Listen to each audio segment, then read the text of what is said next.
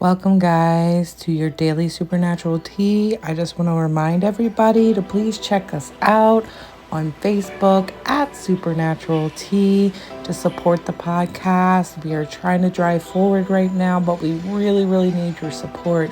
I will be doing YouTube videos. Please subscribe, like us on Spotify, Apple Podcasts, or on YouTube, or wherever you like to listen. And that is all from me for now. Enjoy your daily supernatural tea from your host, Rebecca. Love you guys. Goodbye.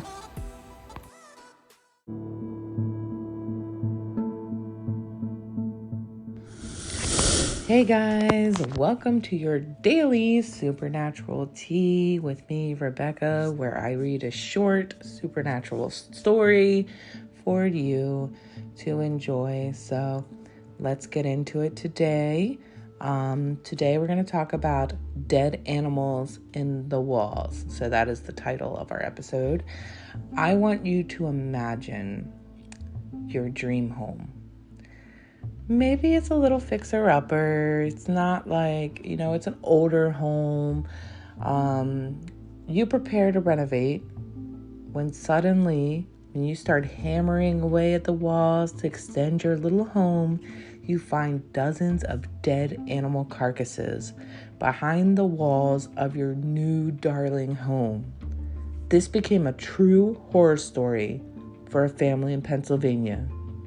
The Britius family was appalled, disgusted, shocked, and horrified to find dozens of dead animals behind the walls in their home.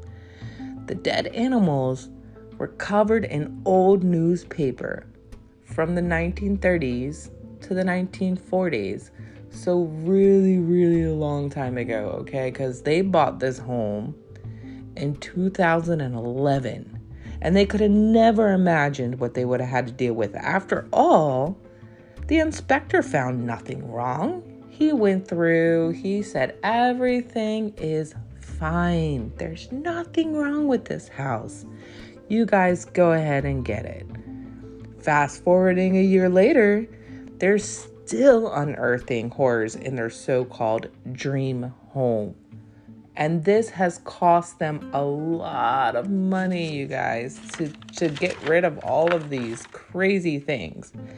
The family started to send the animals off to an expert to find out why someone would do such a horrible thing. It turns out it's kind of a Dutch magic, which in Pennsylvania I kind of get. I do find remnants of like a lot of Dutch people there. And the ritual is called a powwow or a powwowing.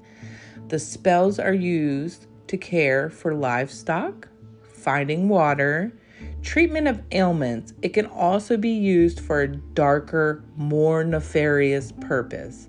Even a spell to make a dog loyal and always be with you, even after death. And this spell, I looked it up, and it kind of requires you to feed your dog your blood with their food.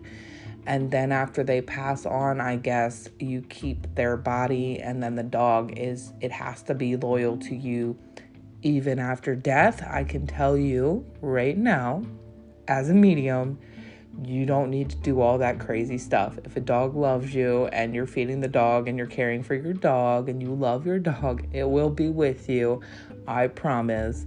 Even after death, you do not need to do some kind of crazy dark magic to keep it with you. And if it was never meant to stay with you, then you should let it go, because that is crazy to me.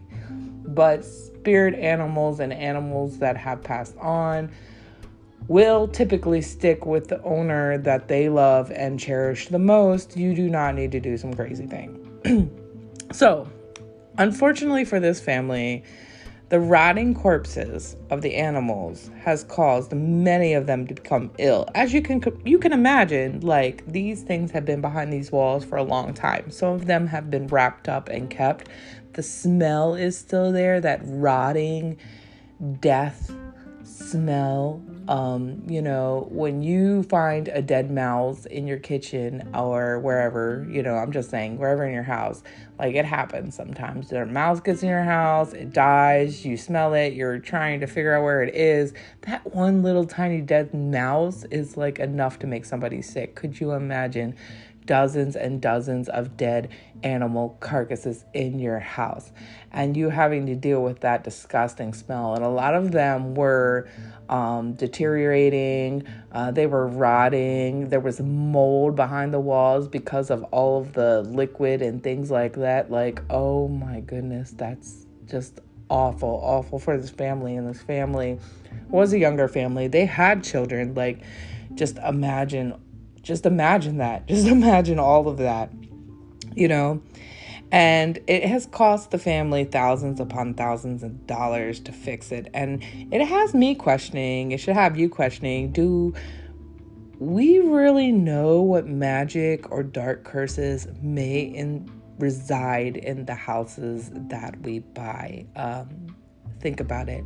More and more houses are being built, okay? We still have very historic houses. We have houses that have been here for a long time, and you never know if the house you're buying was owned by a serial murderer, some kind of dark person that practices dark, nefarious arts. Like, you never know who has owned this house before you own this house. And we can't just keep rebuilding homes or building new homes. So obviously, we have to take over the homes and the living arrangements of the places that maybe some energy wasn't good there before. So I do always say, and it's very difficult in their situation because dead animal carcasses is like, that's a hard thing to really deal with. Most homes don't have dead animals living in the walls, but it could have bad energy or those kind of things residing in the home. So I always say, sage your home, cleanse your home, lemon, salt. Those are very good items to have to cleanse. I personally make an oil thing to bless the doors of my home, but you don't have to go that far. Just saging your home. And people think saging is to get rid of negative spirits, and that's not really what sage is for. So sage is for neutralizing the energy in your home. It cleanses good and bad. It's kind of like a clean slate, like a blank piece of paper. So that's really what sage is for. So when you're saging your home, you're cleansing everything. You're just starting anew and you're building new energy in your home. So basically your energy is what you're building in your new home. So that's why sage is very important. But I do kind of think maybe insurance agents should add homeowners insurance for, dark magic or finding ritual items and crazy things in the home. Like, could that be a thing that maybe State Farm starts to implement? Like State Farm, na. I think that's the jingle or whatever it is. But I think that they should add some kind of insurance purposes for people that find some crazy mother-sucking stuff in their home. That would be very nice. Okay, so that is today's episode. You can also look this up. Like I said, dead animals in the walls, the Brituus family. There was a lot of news coverage for this family. And like I said, it's very local to me. It's in Pennsylvania. But it really has me thinking about all of these houses. And I know that I live in a historic house. I've talked about it before, but my house is definitely a part of the Underground Railroad. We have a trap door here that leads down into the kitchen that people can, I guess, run away to the back. But it really has you thinking, maybe when you guys buy your new homes, you should be wondering what's in the walls. Okay? Till next time. See you all later. Check us out on our Facebook group at Supernatural Tea.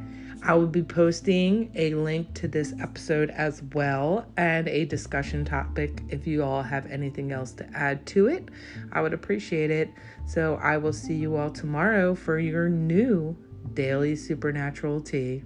From your host, Rebecca, I will see you all later. Goodbye, guys, for now.